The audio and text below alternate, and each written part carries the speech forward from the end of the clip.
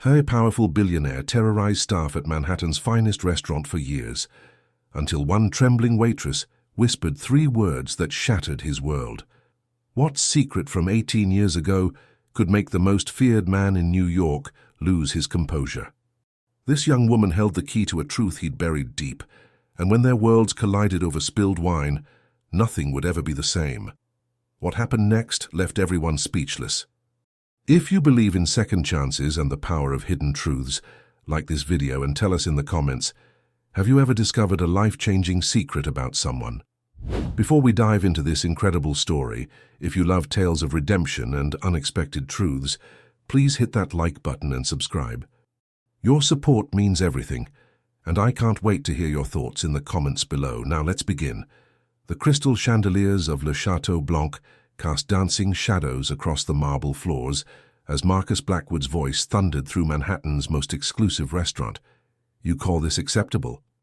This steak is medium well, not medium rare. Are you incompetent or just deaf? His words sliced through the hushed dining room like a blade, making even the wealthiest patrons flinch. The veteran waiter, James, stood frozen with the offending plate, his weathered hands trembling. At 63, he'd served royalty and celebrities, but nothing prepared him for Marcus Blackwood's wrath. "Mr. Blackwood, I apologize profusely. I'll have the kitchen. You'll have nothing."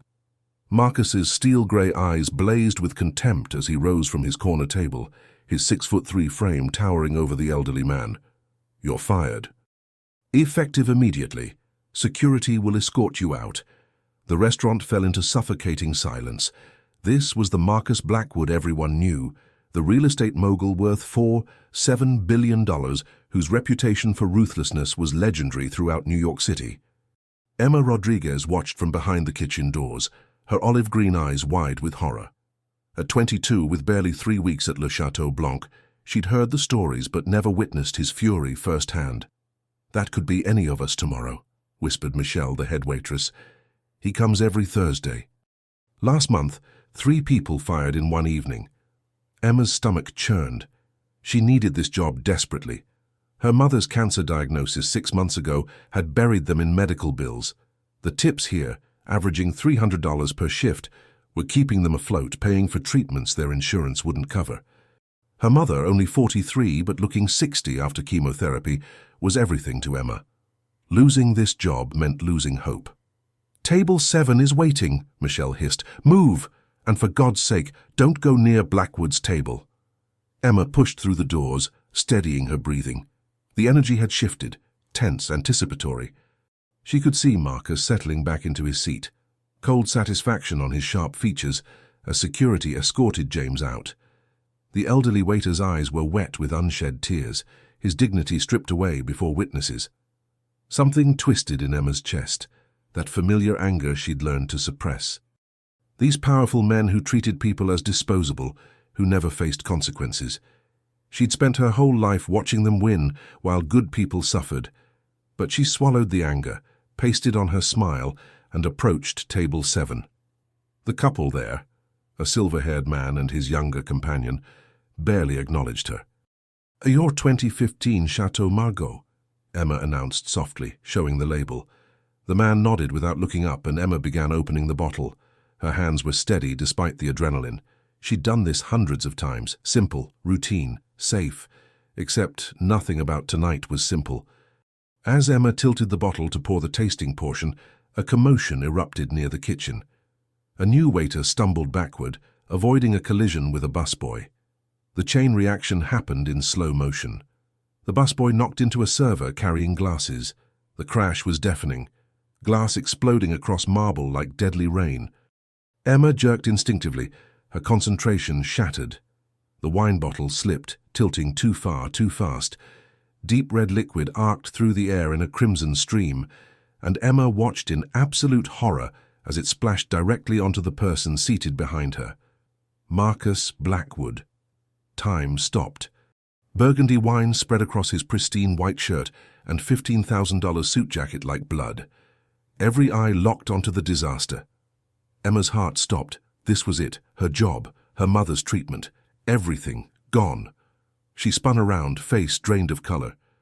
"Oh my God, I'm so—" Her words died as her eyes met his. Marcus sat frozen, mouth slightly open in what might have been fury's beginning, hands suspended mid-air. But something strange happened. He wasn't moving, wasn't screaming, wasn't summoning security like he'd done to James minutes earlier. He was staring at her with an expression she couldn't read, shock certainly, but something else underneath. Something that looked almost like recognition, though that was impossible. They'd never met. Emma's hands began shaking violently. "Mr. Blackwood, I am so incredibly sorry. I'll pay for the cleaning, She set the bottle down with a clatter, grabbed a napkin, reached toward him instinctively. "Don't touch me!" The words came sharp and loud, making Emma jump back. But there was something off about his tone. Less rage than fear? Confusion? The entire restaurant held its breath. Marcus Blackwood would destroy this girl. He'd probably sue the restaurant. But Marcus wasn't doing any of those things. He was staring at Emma's face like he'd seen a ghost, his usual mask cracking. "Your eyes," he whispered, so quietly only Emma could hear. Marcus stood abruptly, his chair scraping harshly. He was imposing up close, tall, broad-shouldered, commanding presence. His dark hair graying at the temples was perfectly styled, his face bearing hard lines of a man who'd fought for everything and enjoyed crushing those in his way.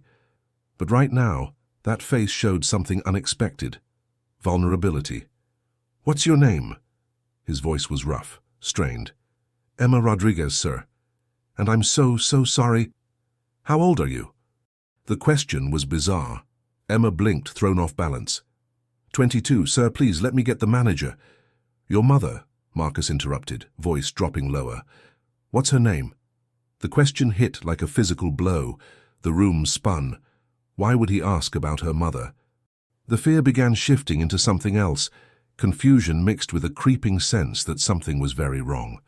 "I don't. Why would you?" Emma stammered.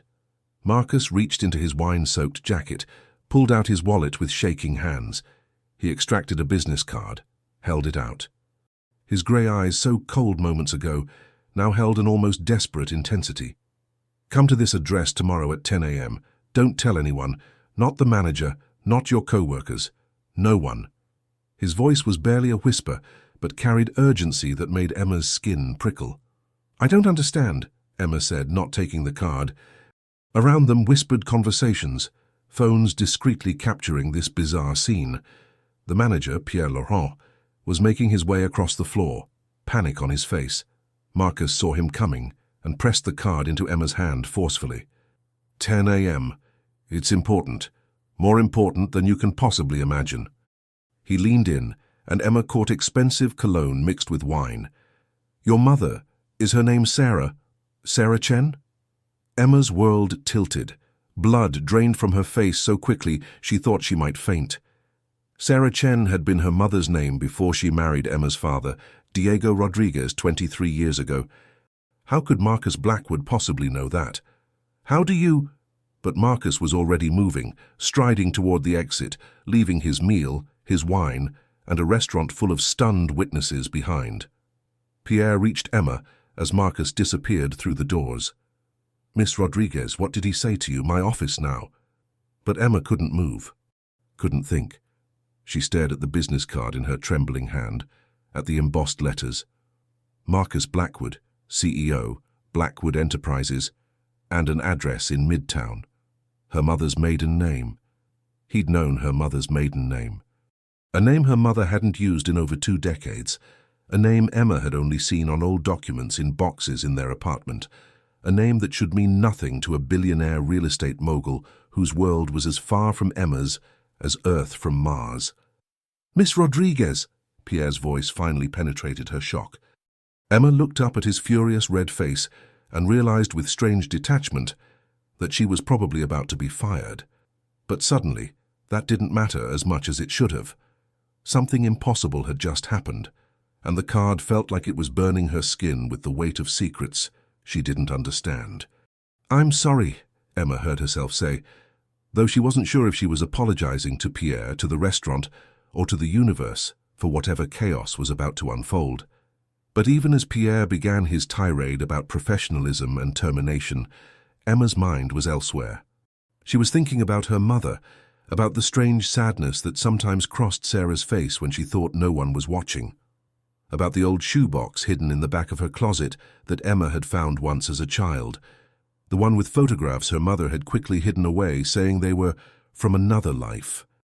And she was thinking about Marcus Blackwood's eyes, the way they'd looked at her with such strange recognition and something that almost resembled longing or regret. "Tomorrow at 10 a.m., the card said. Emma folded it carefully and slipped it into her apron pocket, even as Pierre continued his tirade. She had no idea what she'd find at that address, what connection Marcus Blackwood could possibly have to her mother. But she knew, with a certainty that settled into her bones, that she would go. Some truths once glimpsed couldn't be ignored, no matter how much they might cost you. Emma didn't sleep that night. She lay in her small bedroom in their cramped Queen's apartment, staring at the water-stained ceiling, turning Marcus Blackwood's card over and over, until the edges grew soft. Through the thin walls, she could hear her mother's labored breathing, the cancer and treatment both stealing her strength, leaving her a shadow of the vibrant woman she'd once been. Sarah Rodriguez had been asleep when Emma got home at midnight, and Emma was grateful. She didn't know how to explain what happened without revealing the strange encounter, and Marcus's words echoed, "Don't tell anyone." But why? What secret could possibly connect her dying mother to one of New York's most powerful men? Emma had spent hours after her shift. Pierre had suspended her for 3 days without pay, rather than firing her outright, a mercy she didn't understand, searching for answers on her phone. Marcus Blackwood's biography was easy to find. 52 years old, self-made billionaire who'd built Blackwood Enterprises from nothing after his parents died when he was 25. He'd transformed a single struggling property into a real estate empire spanning 3 continents.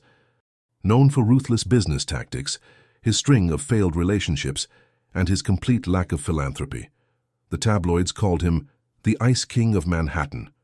There was nothing in his carefully curated public history that connected to Emma's mother, a woman who'd spent her entire adult life working as a nurse's aide, who'd grown up in a modest California home, who'd never mentioned knowing anyone wealthy or powerful. At 5 a.m., Emma finally gave up on sleep. She showered, changed into the only professional outfit she owned, a navy blue dress bought second-hand for job interviews, and tried to look presentable.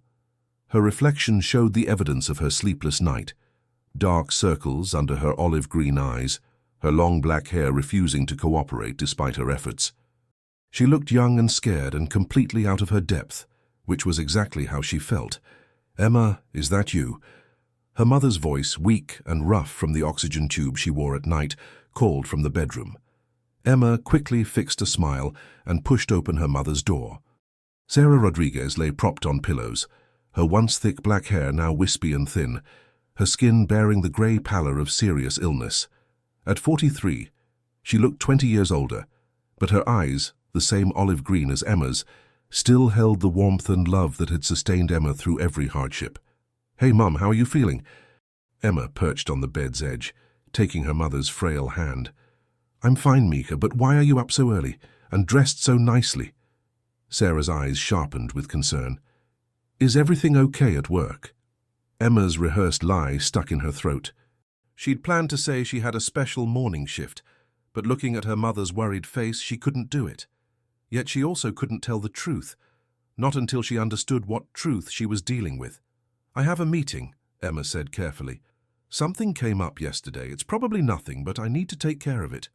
Sarah studied her daughter's face with the perception that illness sometimes brings, the ability to see through facades when everything else is stripped away. "Emma, you look terrified. What happened?" "Mum, I need to ask you something." Emma heard the words leaving her mouth before she'd consciously decided to speak them. "Did you ever know someone named Marcus Blackwood?" The effect of the name on Sarah Rodriguez was instantaneous and devastating. All color drained from her already pale face, her hand clenched around Emma's so tightly it hurt. Her eyes went wide with what looked like pure terror, and for a horrible moment, Emma thought she'd triggered a medical emergency. "Mum, what's wrong? Should I call 911? "No," Sarah whispered, her voice barely audible. "No, I'm... Emma, where did you hear that name?" The fear in her mother's voice sent ice through Emma's veins. "He came into the restaurant last night. I spilled wine on him by accident, and Mom, he knew your name, your maiden name. He asked me about you." Sarah's breathing became rapid and shallow, her chest rising and falling in quick succession. Tears began streaming down her face, cutting tracks through the pale skin. "No. No, this can't be happening. Not now, not when I'm—" She trailed off, but Emma heard the unspoken words. "Not when I'm dying." "Mom, please, you're scaring me. Who is he? How do you know him?" Emma gripped both of her mother's hands now, trying to anchor her, to pull her back from wherever her mind had gone. Sarah closed her eyes, and for a long moment the only sound was her labored breathing and the quiet hum of the oxygen machine. When she finally opened her eyes again, they held a resignation that broke Emma's heart. "Sit down, Miha. I need to tell you something I should have told you years ago." Emma's heart hammered against her ribs as her mother took several deep breaths, gathering strength for whatever revelation was about to shatter Emma's world. "Before I met your father, when I was 23 years old, I worked as a nanny in Manhattan. I'd just moved to New York from California, trying to make it in the big city. I was young and naive and thought everything was possible." Sarah's voice took on a distant quality, as if speaking from a dream. "I was hired by a couple, the Harringtons. They had a little girl just 5 years old. The sweetest child you've ever seen, with blonde curls and blue eyes and this laugh that could light up a room." Emma listened, trying to understand where this story was going, how it connected to Marcus Blackwood. The Harringtons were wealthy, but they were also kind. They treated me like family. Mrs. Harrington, Victoria. She became like a mother to me. She taught me about art and music and helped me enroll in nursing classes at night. It was the happiest time of my life." Sarah's expression softened with the memory, then darkened. "But Mr. Harrington had a business partner, a young man, just 27 at the time, who was brilliant and ambitious and absolutely ruthless in business. His name was Marcus Blackwood." Emma's breath caught. 27 years ago. Her mother would have been 23. Emma did the quick math. That would make Marcus Blackwood 52 now, exactly as his biography stated. Marcus came to the house often for business dinners. He and Richard, Mr. Harrington, were building something together, a real estate venture that would either make them both rich or destroy them. The stakes were incredibly high. Sarah's hands began trembling, and Emma held them tighter. Marcus was different back then, still driven, still intense, but there was a warmth to him that he hid behind professional distance. He was kind to me, always polite, always respectful, and Sarah's voice broke slightly. "I fell in love with him." The words hit Emma like a punch to the stomach. Her mother, her kind, loyal mother who'd loved Emma's father with devoted constancy until his death when Emma was 12, had been in love with Marcus Blackwood. "It was wrong on so many levels," Sarah continued, tears flowing freely. "I was the help. He was Richard's partner. And he was engaged to someone else, a woman from his social circle, someone appropriate for a man of his ambitions. But we couldn't help ourselves. For 6 months, we carried on a secret relationship. We'd meet in Central Park, at little cafes where no one knew us, in moments stolen between my duties and his business meetings." Emma struggled to process this. Her strict, principled mother had conducted an affair. Marcus said he loved me. He said he was going to break off his engagement, that we'd find a way to be together despite our different worlds. I believed him, Emma. God help me, I believed every word. Sarah's voice turned bitter, heavy with old pain that had never fully healed. Then Victoria Harrington got sick. It started with headaches, then seizures. They discovered a brain tumor, aggressive, inoperable. She had 6 months at most. The parallel to Sarah's own situation wasn't lost on Emma. Her grip on her mother's hands tightened. Everything fell apart after that. Richard was destroyed by grief. The business ventures started failing because he couldn't focus. And Marcus. Sarah's eyes hardened. Marcus made a choice. He saw that Richard was vulnerable, that the business was crumbling. He could have been loyal, could have supported his partner through the tragedy. Instead, he saw an opportunity. Emma felt sick, already knowing where this was going. He orchestrated a hostile takeover, used Richard's distraction and grief to manipulate contracts, to steal investors, to systematically dismantle everything they'd built together. In the end, Richard lost everything: his wife, his business, his home. He was left with nothing but debt and a 5-year-old daughter to raise alone.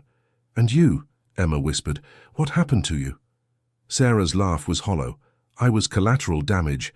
Marcus cut off all contact, changed his phone number, refused to see me. I found out later that he'd married his fiancée within weeks of Victoria's death, a strategic move to secure her family's investment in his newly stolen empire. I was just a distraction, Emma, a temporary amusement for a ruthless man playing a long game I never understood." The bitterness in her mother's voice was painful to hear. "I left New York, moved to Los Angeles, tried to put it all behind me. That's where I met your father 2 years later. Diego was good and honest and loved me completely. No games, no lies. I told him everything, and he accepted me anyway. When you were born, I thought I'd finally left Marcus Blackwood behind forever." Emma's mind reeled with this new history, trying to reconcile the mother she knew with this younger woman who'd loved and lost so devastatingly. "But there's more, isn't there?" Emma asked, seeing the fear still present in her mother's eyes. "There's something you're not telling me." Sarah's face crumpled.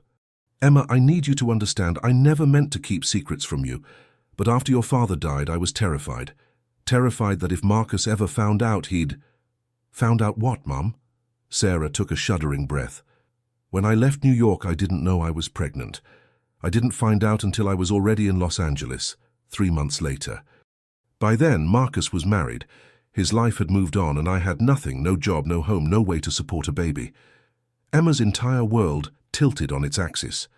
The words registered, but her brain refused to process them. "Wait, what are you saying?" "The baby was a girl," Sarah whispered. "Born on March 15th, exactly 9 months after I left New York. I named her Emma, after my grandmother. She had olive green eyes just like mine, but her bone structure, her height as she grew, certain mannerisms, they were all Marcus's." The room spun. Emma stood up abruptly, backing away from the bed, shaking her head in denial. No, that's impossible, Dad. Diego, he was my father. He raised me. He loved me." He was your father in every way that mattered," Sarah said firmly, trying to sit up despite her weakness. "Diego adopted you when you were 3 years old. He loved you as his own daughter because you were his daughter, Emma. Biology doesn't determine who your real parent is. Love does. Diego was your real father." But Emma couldn't breathe. The walls of the small bedroom seemed to close in. Marcus Blackwood, the cruel, ruthless billionaire who'd fired an elderly waiter over a steak, who'd built his fortune on betrayal, was her biological father. "That's why he stared at you," Sarah said, her voice filled with anguish. "That's why he knew my name. He saw his own eyes looking back at him. Emma, you have to understand, I never wanted him to know. I never wanted you to know. I was going to take this secret to my grave." Emma's hands were shaking so badly she had to clasp them together. "The meeting. He wants to meet me at 10 a.m. He knows, doesn't he? He figured it out." "Don't go," Sarah pleaded. "Emma, please, don't go. Marcus Blackwood destroys everything he touches. He'll try to use you somehow, or control you, or—" "I have to go," Emma interrupted, her voice sounding strange to her own ears. "I have to know the truth. I have to hear it from him." She looked at her mother, the woman who'd sacrificed everything, who'd kept this devastating secret for 22 years, who'd protected Emma from a man she believed was dangerous. "Did you ever tell him? Did he know you were pregnant?" Sarah shook her head. "No, I disappeared completely. Changed my name, blocked his number before he blocked mine. As far as Marcus Blackwood knew, I was just another forgotten affair, a nobody who'd served her purpose and moved on." Emma checked her phone, 7:30 a.m. She had 2.5 hours until the meeting that would change everything. "I need to go, Mom. I need to process this." She moved toward the door, her legs feeling unsteady. "Emma, wait." Sarah's voice stopped her. "I know I have no right to ask this, but please, be careful. Marcus Blackwood is not a good man. He's powerful and calculating, and if he wants something from you, it's because he believes you can serve his purposes. Don't let him manipulate you the way he manipulated me." Emma nodded wordlessly and fled the room, grabbing her purse and the business card that had started this avalanche of revelation. Outside, the early morning streets of Queens were just coming to life. Delivery trucks rumbling past, shop owners rolling up metal gates, the distant wail of sirens creating the symphony of New York waking up. Emma walked without direction for over an hour, her mind churning through 22 years of memories and seeing them through a new, horrifying lens. Every time she'd looked in the mirror and wondered about certain features that didn't quite match her mother or Diego. Every time someone had commented on her unusual height or her sharp instincts. Every time she'd felt different, out of place, like she didn't quite fit in her own skin. The answers had been hiding in plain sight, in the genes of a man she'd never met. A man who, by all accounts, had no heart. A man who'd built his empire on the ruins of other people's lives. Her father. The word felt wrong, foreign. Diego Rodriguez had been her father, the man who'd taught her to ride a bike, who'd worked double shifts to pay for her school supplies, who'd died too young but left her with memories of unconditional love and sacrifice. Marcus Blackwood was just, what? A biological accident? A donor of DNA?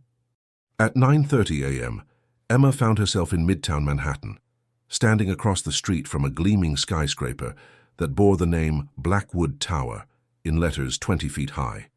58 floors of steel and glass, a monument to one man's ambition and ruthlessness. Somewhere in that building, Marcus Blackwood was waiting for her.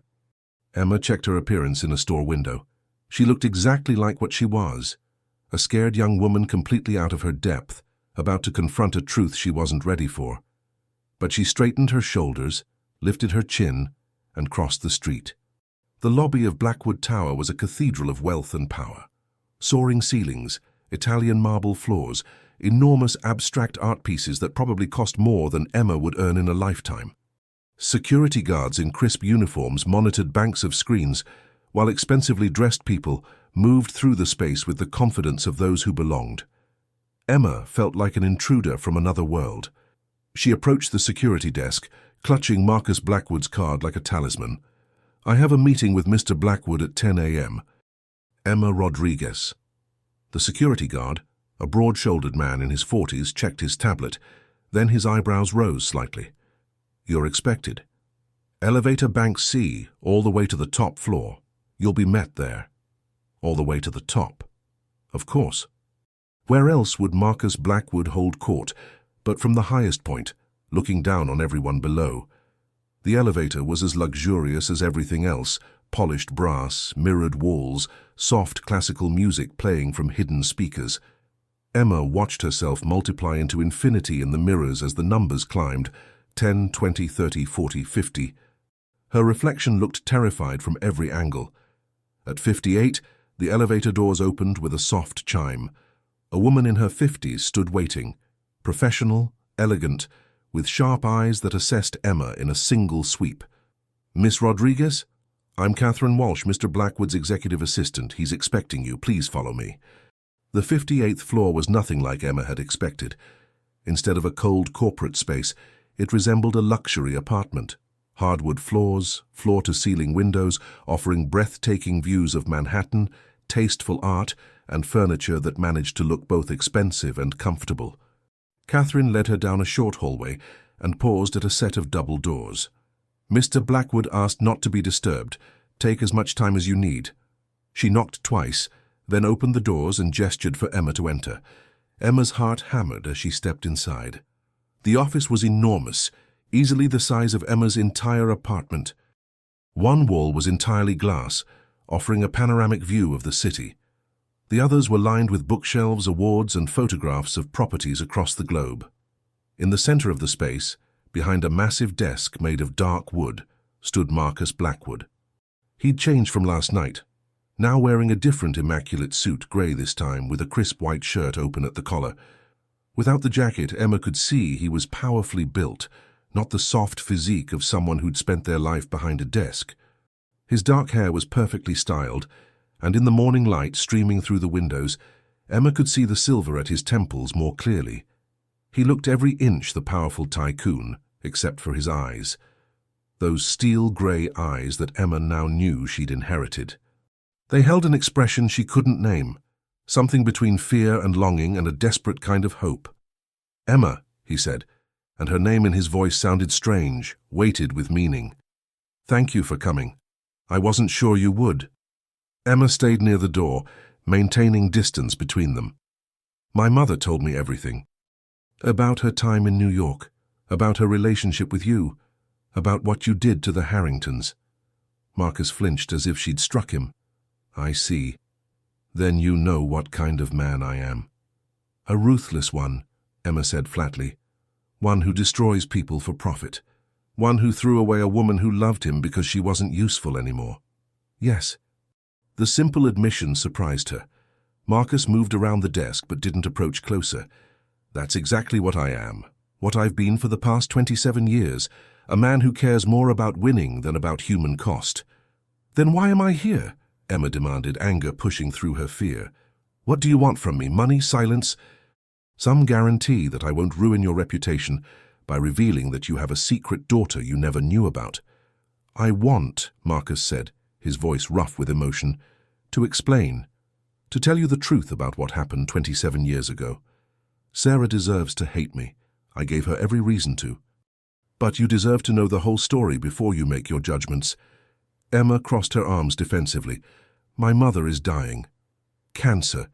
She has maybe 6 months left, probably less. So if this is some attempt to manipulate or use..."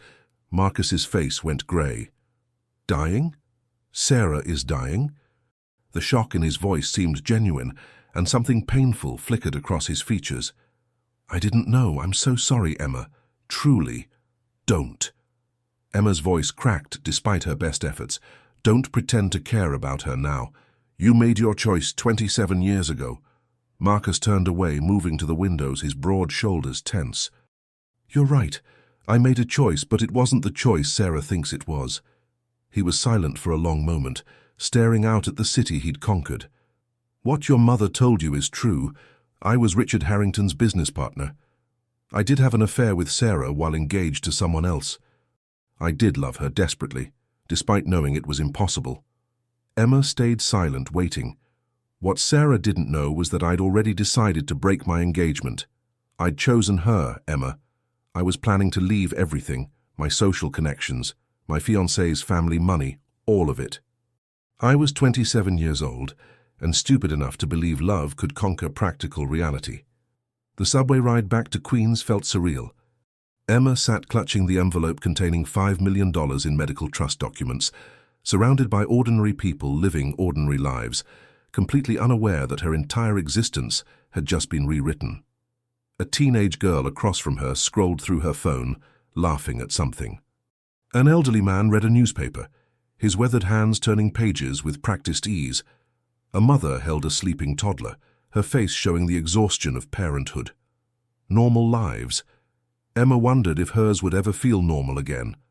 She kept replaying the conversation with Marcus, searching for lies, for manipulation, for the cruel billionaire her mother had described. But all she could see was a broken man carrying 27 years of regret. A man who'd built an empire on the ruins of his own capacity for love. Was he telling the truth? Had he really searched for Sarah? Had he really chosen her over everything else? Or was this just another manipulation, a way to control the narrative now that his secret daughter had appeared? Emma's phone buzzed. A text from Michelle at the restaurant. "OMG, Emma, video of you and Blackwood went viral. Are you okay? Call me." Emma's stomach dropped. Of course people had filmed it. Of course it was online.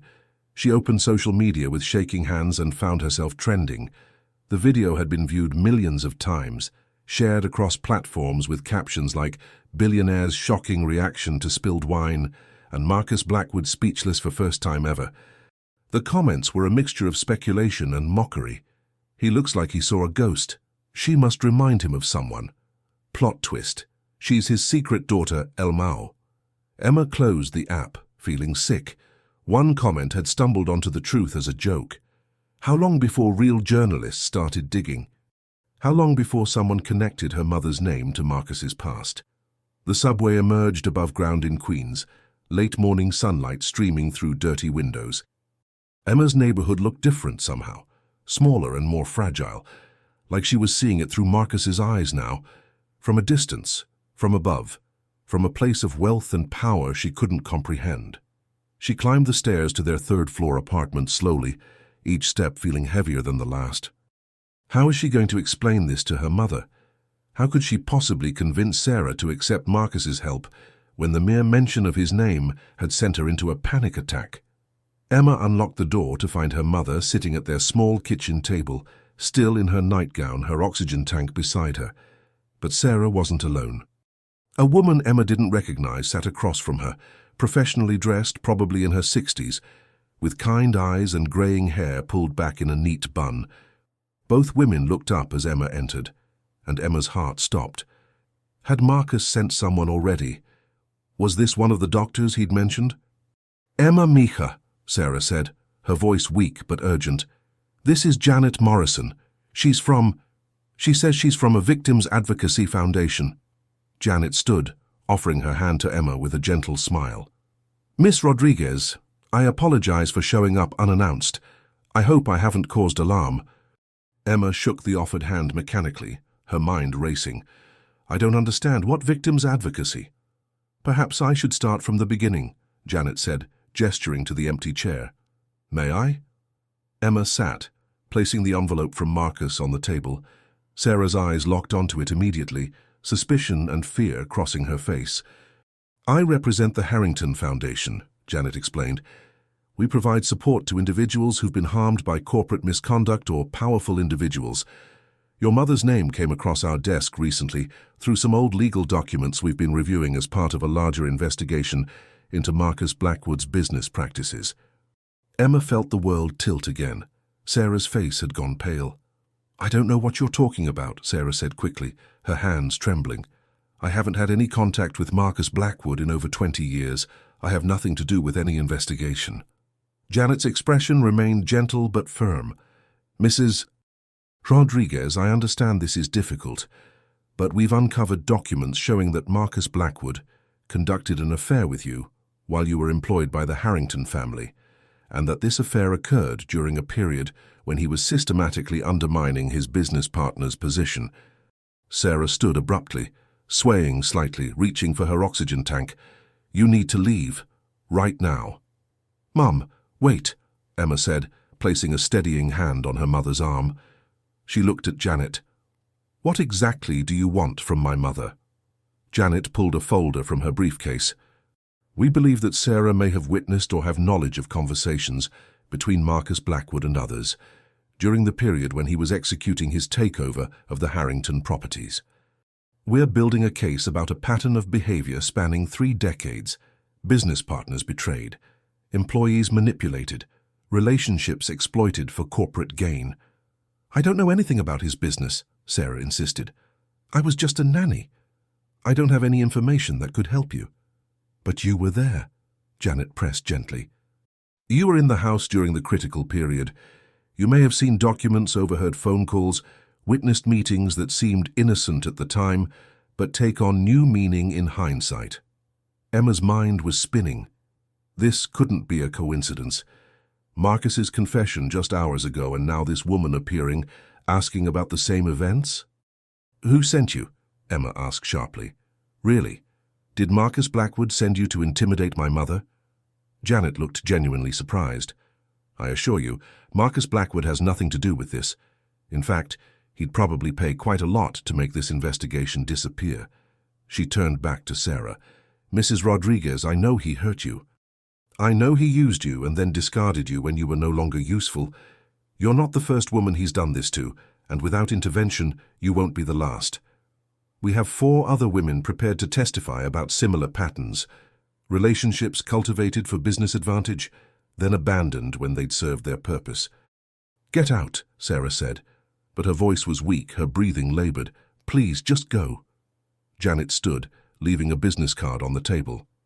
"I understand you need time to think, but Mrs. Rodriguez, please consider this. Marcus Blackwood has spent 30 years building an empire on other people's pain. He's never faced consequences for any of it. He's never been held accountable. You have a chance to change that." As Janet moved toward the door, she paused.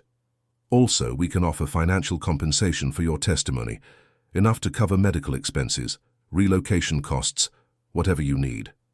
This isn't about money for us. We have significant funding from multiple sources, but we want to make sure that helping us doesn't create additional hardship for you."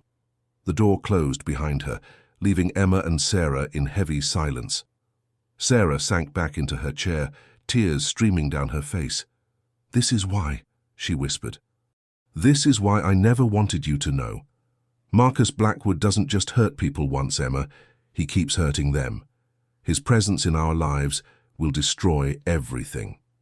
Emma looked at the envelope on the table, Marcus's offer of help, and then at Janet's business card. An offer of revenge. Two paths. Both dangerous, both promising something her mother desperately needed.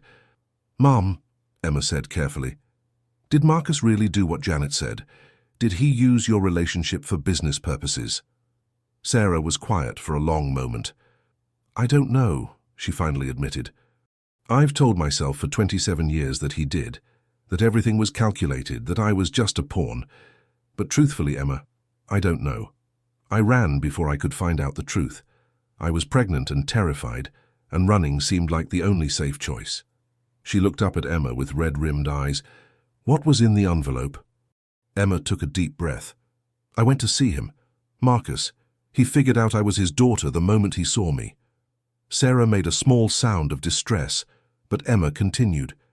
"He told me his version of what happened. He said he loved you, that he was going to leave his fiancée for you, that when you disappeared he searched for months. That losing you broke something in him." "He's lying," Sarah said automatically, but her voice lacked conviction. "Is he?"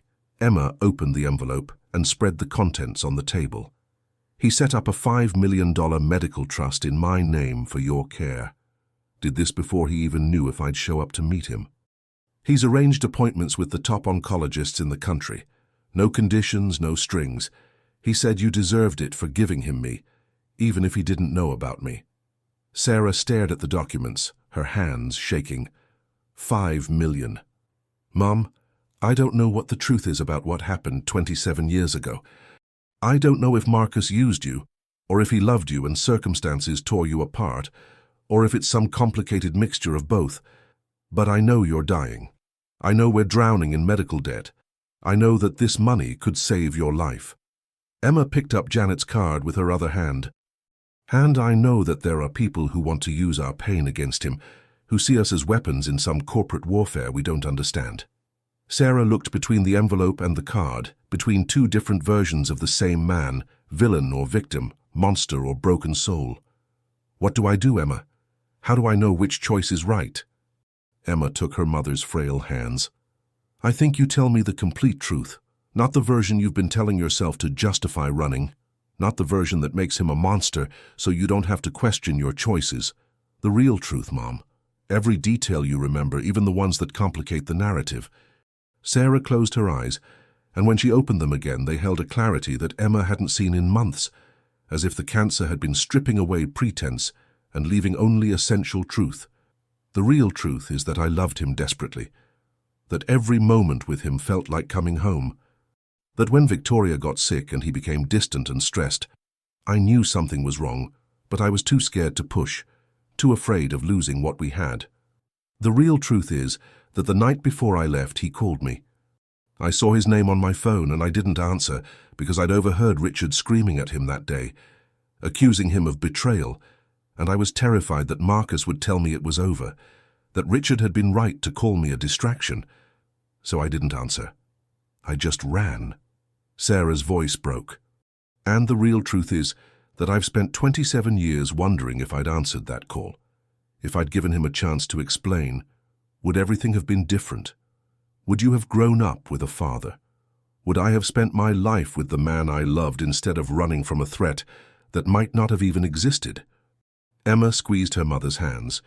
"You were 23 and pregnant and scared. You made the choice that felt safest. That doesn't make you wrong, Mom." "But it doesn't make Marcus wrong either," Sarah whispered, "and that's what terrifies me. What if I destroyed all our lives over a misunderstanding? What if I ran from the one person who could have saved us?" The envelope and the business card sat on the table between them. Two possible futures, two versions of the past, two paths forward, and Emma realized that this wasn't just about money or medical treatment or revenge. This was about truth, the messy, complicated, painful truth that lived somewhere between the villain story her mother had told and the love story Marcus had offered. "Mom," Emma said slowly, "what if we did something radical? What if we talked to him, really talked, all three of us together, and demanded complete honesty about what happened?" Sarah's face went white. "No, absolutely not. Emma, I can't see him. I can't face him after all these years, especially not like this." She gestured to herself. The oxygen tank, the frail body ravaged by cancer, the grey skin and thinning hair. "Look at me. I'm dying. I won't give him the satisfaction of seeing what my life became." "This isn't about satisfaction," Emma said firmly. "This is about the truth. Mom, we're standing at a crossroads. We can take his money and always wonder if it's blood money. We can join this investigation and spend the rest of your life consumed by revenge. Or we can do the hard thing, face the past head-on and get real answers." Emma pulled out her phone and the paper with Marcus's personal number. "He gave me this. He said I could call any time. He's waiting to hear from me." "Emma, please." "Mom, you just told me that you've spent 27 years wondering what if. You said you didn't answer his last call because you were afraid. Are you really going to die still afraid? Still wondering? Still letting fear make your decisions?" The words were harsh, but they needed to be said. Sarah's eyes filled with tears, but beneath the fear, Emma saw something else. A spark of the young woman who'd fallen in love in Central Park, who'd believed in possibilities before life taught her to be afraid. "What would I even say to him?" Sarah whispered. "The truth," Emma said simply. "Tell him why you ran. Tell him about the call you didn't answer. Tell him about me. Let him tell his side. And then we'll all decide together what happens next." Sarah was quiet for a long moment, her hands trembling on the oxygen tank. When she finally spoke, her voice was so soft Emma almost missed it. "I'm scared. I know. But you're also the bravest person I know. You raised me alone after Dad died. You've fought cancer for 6 months without complaining. You've worked double shifts while in pain to keep us afloat. You can do this, Mom." Emma squeezed her mother's hand. "And I'll be right there with you every second, every—" Sarah took a shaky breath, then nodded slowly. "Okay, call him, but Emma, I need you to promise me something. If this goes wrong, if he tries to manipulate us or control us, we walk away. No matter how much money he's offering, no matter what he says, we walk away together." "I promise," Emma said, and meant it. She dialed Marcus's number with shaking fingers. He answered on the first ring, as if he'd been holding the phone, waiting. "Emma?" His voice was breathless, hopeful, desperate. "Is everything okay?" "I'm with my mother," Emma said, putting the phone on speaker. "We need to talk, all three of us, face to face." There was a long silence. Emma could hear Marcus breathing, could almost feel his shock through the phone. "Sarah is there? She knows you called me?" "She knows everything," Emma confirmed. "And she has questions. We both do. Can you come to our apartment in Queens? Today?" "I'll be there in 30 minutes, Marcus said immediately. "Text me the address. Emma, thank you." "Thank you for this chance." He hung up before Emma could respond. Sarah looked like she might pass out. 30 minutes. Oh God, Emma, what have we done? I need to change. I can't let him see me like this. I need— "Mom, stop." Emma took both her mother's hands.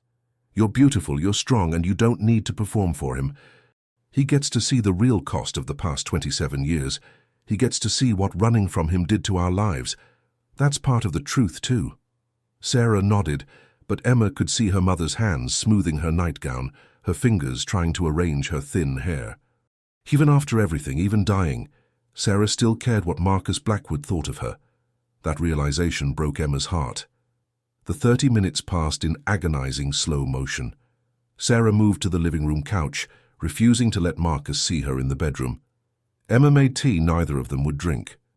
They both jumped at every sound in the hallway, every footstep on the stairs. When the knock finally came, Emma thought her heart would burst from her chest. She looked at her mother one last time.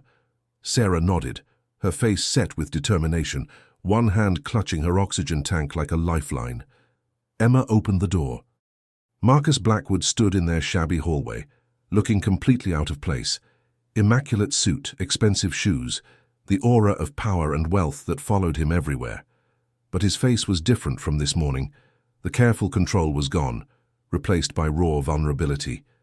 His eyes were red-rimmed, his hair slightly disheveled as if he'd been running his hands through it. He looked at Emma, then passed her into the apartment, and froze. "Sarah," he breathed, and the naked emotion in his voice made Emma's throat tight. Marcus took a step forward, then stopped himself as if remembering he had no right to approach. "May I come in?" Emma stepped aside wordlessly. Marcus entered their small apartment, and the contrast was almost painful. This billionaire in their cramped space with peeling paint and second-hand furniture. But he didn't seem to notice the poverty. His eyes were locked on Sarah, drinking in every detail with an intensity that was almost frightening. Sarah had pulled herself to sitting position, trying to look stronger than she was. But Emma could see her mother's hands shaking, could see the tears already forming in her eyes. "Hello, Marcus," Sarah said, and her voice cracked on his name. Marcus moved closer, then dropped to his knees in front of the couch, bringing himself to her eye level. The gesture was so unexpected, so humble from this proud man, that Emma had to look away. "Sarah," Marcus said again, his voice thick with emotion.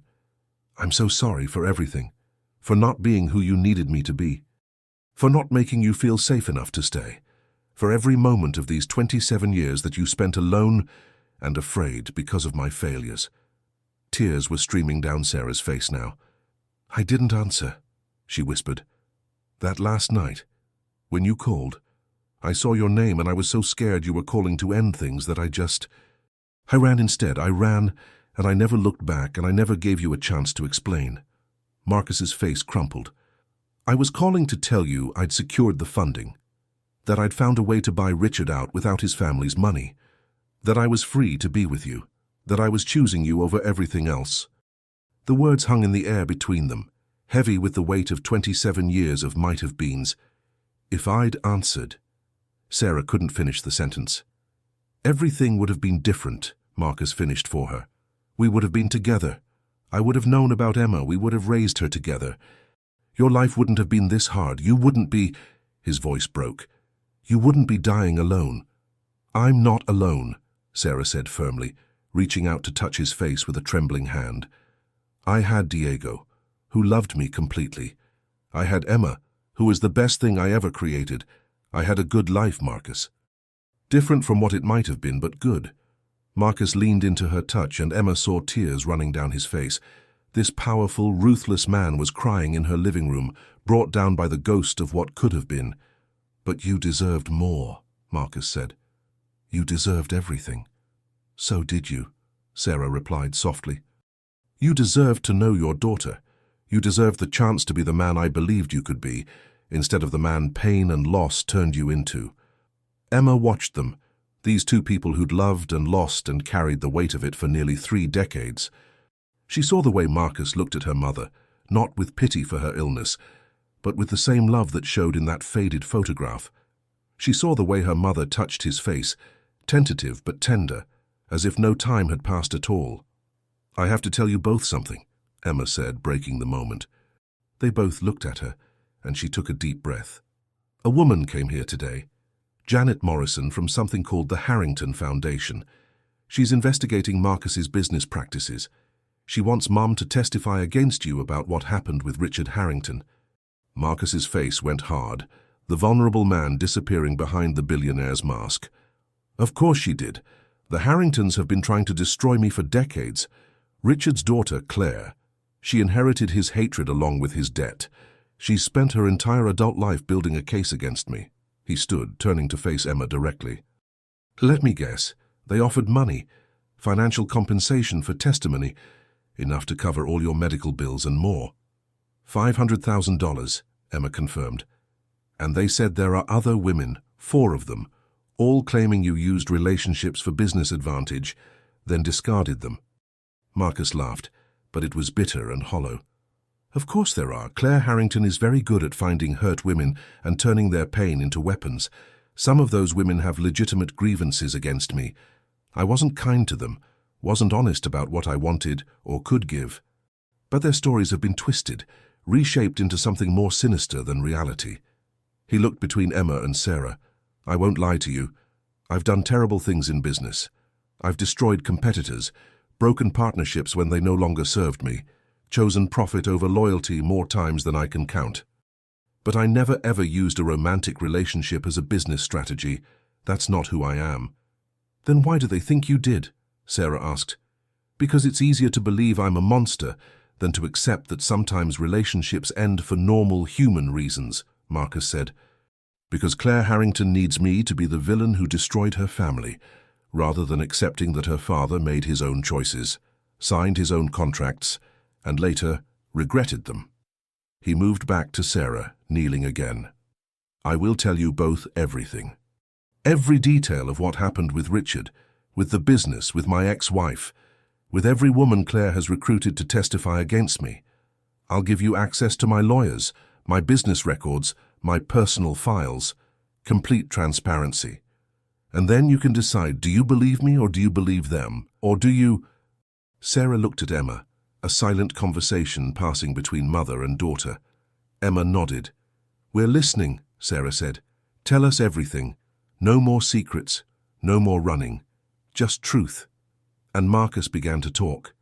He told them about Richard Harrington's increasing paranoia as Victoria got sicker, about business decisions that made no sense, about investors Richard had actively driven away in fits of grief-fueled rage. He told them about the contracts Richard had signed, the legal documents that were all above board, the payout that had been generous by any standard. He told them about Claire, Richard's daughter, who'd been only 5 when her mother died, how she'd grown up hearing her father's version of events, believing Marcus was the villain who'd stolen everything, how she'd spent her inheritance building the Harrington Foundation, which existed solely to investigate and expose Marcus Blackwood.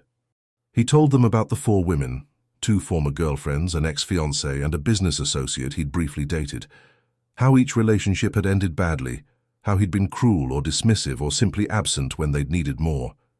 But also how none of it had been calculated, how he'd just been a damaged man incapable of real intimacy, pushing away anyone who got too close. "I'm not innocent," Marcus said, his voice raw. "I'm guilty of being cold, of prioritizing business over people, of protecting myself with walls so high nobody could reach me. I'm guilty of becoming exactly the monster everyone believed I was, because it was easier than feeling the pain of losing you, Sarah." He looked directly at Emma. "But I never used anyone strategically. I never cultivated relationships for business gain. And I never ever would have done that to your mother. What we had was real. It was the most real thing in my entire life." The silence that followed Marcus's confession was heavy with emotion. Emma looked at her mother, seeing Sarah's face transform as she processed everything, the truth she'd run from, the love she'd abandoned, the life they might have had. "I believe you," Sarah said finally, her voice barely a whisper. "God help me, Marcus, I believe you. And I'm so sorry. I'm sorry I didn't trust you enough to answer that call. I'm sorry I ran instead of fighting for us. I'm sorry I kept Emma from you all these years." Marcus took both her hands, pressing them to his face. "Don't apologize. You were protecting yourself and our daughter. You made the choice that felt safest, and I gave you every reason to doubt me. The blame is mine, Sarah. All of it." Emma felt tears streaming down her own face, watching these 2 broken people finally finding their way back to truth after 27 years of misunderstanding. "What do we do now?" Emma asked. "About the investigation? About Janet Morrison and Claire Harrington?" Marcus stood, his businessman composure returning slightly. "That's up to you both. If you want to testify against me, I won't fight it. If Sarah's testimony helps bring me down, maybe that's the justice the universe has been waiting to deliver." "That's not justice," Sarah said firmly, struggling to sit up straighter. "That's revenge, and revenge has poisoned enough lives already. Claire Harrington lost her mother and believed she lost everything else because of you. I understand her pain. I've lived in my own version of it for 27 years. But adding more pain to the world won't heal anyone." She looked at Emma. "We're not testifying. We're not joining their investigation. Whatever Marcus did or didn't do in business, our story isn't part of that. Our story is about love and fear and miscommunication, not corporate conspiracy. Marcus's face flooded with relief, but Emma held up a hand. Wait, Mom, that's $500,000 you're turning down. That's your treatment, your care. I have $5 million from Marcus, Sarah interrupted gently. And more importantly, I have the truth. I have closure. I have answers to questions that have haunted me for decades. That's worth more than any amount of money Claire Harrington could offer. Emma turned to Marcus. But you understand what this means? If we don't testify, if we don't provide the evidence they're looking for, they might come after us. Claire Harrington sounds like someone who doesn't give up easily. She doesn't, Marcus confirmed grimly. But she also can't force you to participate. And Emma, I promise you, I will protect you both. Whatever resources I have, whatever power I've built, it's yours. Nobody will threaten or harm my family. Not again. Not ever. The word family hung in the air, transforming everything. Sarah reached for Marcus's hand. There's something else we need to discuss. The medical trust, the doctor's appointments, all of it. Marcus, I can't take your money as charity. I can't let you buy your way into our lives because you feel guilty. Marcus knelt beside her again, and Emma was struck by how natural it seemed. This powerful man on his knees before her dying mother. It's not charity and it's not guilt. Sarah, I lost 27 years with the woman I loved and the daughter I didn't know I had. If I can give you more time, if I can give Emma more time with you, then please, let me have that. Let me do this one thing right. Sarah's eyes filled with fresh tears. I'm still dying, Marcus. The cancer is stage 4. Even with the best treatment, we're talking months, not years. You need to understand that. Then I want every single one of those months, Marcus said fiercely. I want every day, every hour, every moment. I want to know you again, Sarah. I want to know the woman you became, the mother you've been, the person who survived everything life threw at you. And I want to know Emma, really know her, not as a stranger, but as my daughter. He turned to Emma, his grey eyes, so like her own, filled with desperate hope. If you'll let me. I know Diego Rodriguez was your real father. I know I can never replace him or even come close. But Emma, if you'll give me a chance, I want to be part of your life. I want to learn who you are. I want to try to be someone you're not ashamed to call your biological father. Emma felt something break open in her chest, all the anger and confusion and fear of the past day transforming into something else, something that felt like possibility. I'd like that, she heard herself say. I'd like to know you too.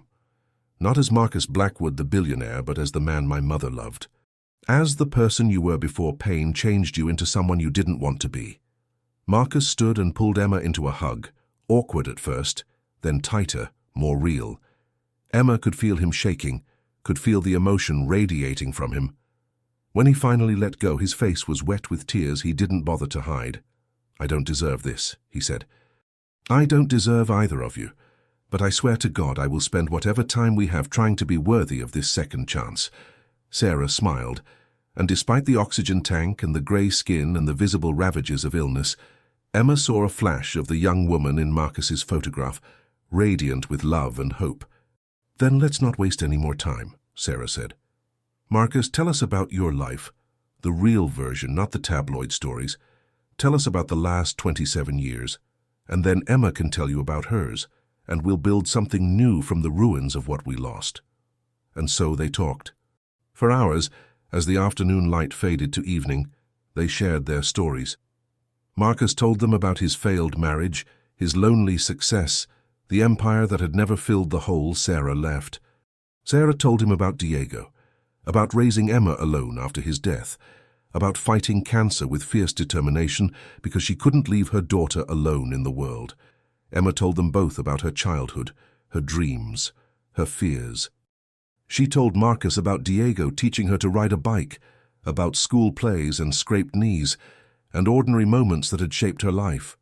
She told Sarah about meeting Marcus, about the strange recognition in his eyes, about choosing to seek truth instead of running from it. As night fell over Queens, something remarkable happened in that small apartment. 3 people who'd been strangers that morning became something like a family, broken, complicated, built on years of missed chances and misunderstandings, but real. Sarah fell asleep on the couch around 9, exhausted by the emotional intensity of the day. Marcus carefully adjusted her oxygen tube, then pulled a blanket over her with such tenderness that Emma had to look away. "She's remarkable," Marcus said softly, joining Emma by the window. "She survived everything. My failure, raising you alone, losing Diego, fighting cancer. She's stronger than I ever was." "She had to be," Emma said. "She didn't have the luxury of building walls. She had a daughter to raise." Marcus was quiet for a moment. "Emma, I want to ask you something, and I need you to be completely honest. Do you think you can ever forgive me? Not now, maybe not for years, but someday. Do you think there's a chance?" Emma considered the question seriously. "I think forgiveness isn't something that happens all at once. It's built gradually, through actions and time and proof that someone has really changed. So ask me again in 6 months. Ask me after I've seen how you treat my mother in her final days. Ask me after I've seen if you're the man you claim you want to be, or the man fear and pain turned you into." Marcus nodded, accepting the answer. "That's fair. More than fair." He pulled out his phone. "I'm going to make some calls. By tomorrow morning, Sarah will have round-the-clock nursing care, the best medical equipment money can buy, and appointments with 3 oncologists who specialize in her type of cancer. I'm also going to have this apartment renovated. Nothing that will displace you, but basic repairs, better heating, a proper medical setup." "Marcus," Emma started, but he held up a hand. "Let me do this, please. I can't give back the years I lost, but I can make the time we have left as comfortable as possible. It's not about the money, Emma. It's about love. It's about finally, after 27 years, being able to take care of the people I should have protected all along." Emma looked at her sleeping mother, then at this man who shared her DNA and apparently her stubborn determination to do the right thing, even if he'd taken decades to figure out what that meant. "Okay," she said.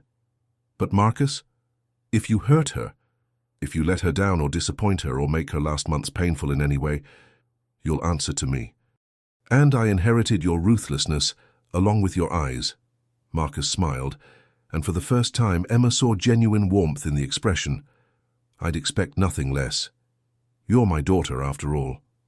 Over the following weeks, Marcus Blackwood transformed from the Ice King of Manhattan into someone entirely different. He cleared his schedule, delegating business decisions to trusted executives, and spent every possible moment with Sarah and Emma. He was there for Sarah's medical appointments, holding her hand through difficult conversations about treatment options and prognoses. He hired the best home care nurses, ensured Sarah had every comfort, and sat by her bedside reading aloud from books she loved. He got to know Emma, taking her to dinner, asking about her dreams, listening to stories about Diego with genuine interest rather than jealousy. He offered to pay for her to return to college, to pursue whatever career she wanted, but never pressured her to accept. Most remarkably, he changed how he treated others.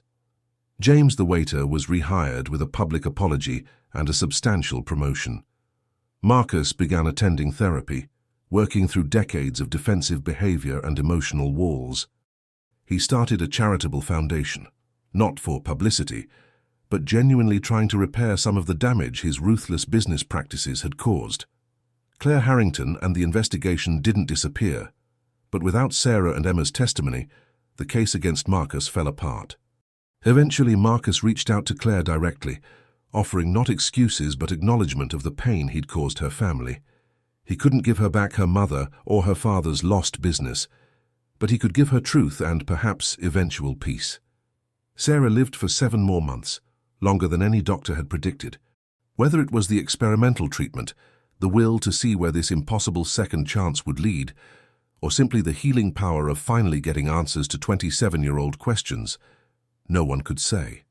But those 7 months were filled with love, the kind of deep, mature love that comes from really knowing someone, flaws and all, and choosing them anyway. On a spring morning, with cherry blossoms blooming in a private garden Marcus had arranged, Sarah Rodriguez passed away peacefully. She was surrounded by love, Emma holding one hand, Marcus holding the other, nurses who'd grown to care deeply for her softly crying nearby. Her last words were to Marcus, "Thank you for finding us. Thank you for becoming the man I always knew you could be." Take care of our daughter. And he did. In the months and years that followed, Marcus Blackwood and Emma Rodriguez built a relationship. Not perfect, often complicated, but genuine. He walked her down the aisle at her wedding 5 years later. He was there when she graduated from Columbia with a degree in social work, determined to help people navigate systems that had once overwhelmed her own family. He established the Sarah Rodriguez Foundation in her mother's name, providing support for families dealing with cancer, particularly those without resources or support systems. And slowly, painfully, Marcus transformed his business practices, his reputation, and ultimately himself, not because it would earn him redemption, but because love had finally taught him that some things matter more than winning. The story of the feared millionaire and the waitress who silenced him became something of a legend in New York, told and retold, embellished and mythologized. But those who knew the truth understood it wasn't a simple tale of redemption or revenge. It was a story about the devastating cost of fear, about chances lost and found, about how even the most broken people can change if given reason enough. It was about a love so powerful it survived 27 years of separation and misunderstanding. And most of all, it was about truth, the kind of difficult, complicated, messy truth that lives between villain and hero, between mistake and malice, between the person we are and the person we might become if someone loves us enough to believe in that possibility. Years later, Emma would stand in her father's office, the same office where she'd first confronted him, looking out at the Manhattan skyline. Marcus, now in his 60s and semi-retired, would join her at the window. "Do you think she's proud of us?" Emma would ask, meaning Sarah. "I think she's been proud of you from the moment you were born," Marcus would reply. "And me, I think she's satisfied that I finally figured out what mattered. It only took me 30 years and losing everything that mattered to learn it." Emma would take his hand. This man who'd started as a stranger, become a villain in her mother's story, and slowly transformed into simply her father. Imperfect, still sometimes too ruthless in business, still carrying wounds that would never fully heal, but undeniably, irrevocably hers. "I forgive you," Emma would say, answering the question he'd asked years ago. "I don't know exactly when it happened, but somewhere along the way, I forgave you." And Marcus would cry, again, because he'd learned that tears weren't weakness, but evidence of a heart that still worked, still felt, still hoped. That's how the story really ended. Not with perfect resolution, but with imperfect people choosing love over fear, truth over comfortable lies, and second chances over the prison of unchangeable past. Sometimes the bravest thing you can do is spill wine on a billionaire and then dare to discover the truth behind the monster everyone fears. Sometimes love is strong enough to survive decades of silence. And sometimes, just sometimes, even the most ruthless heart can learn to feel again, if someone brave enough demands it.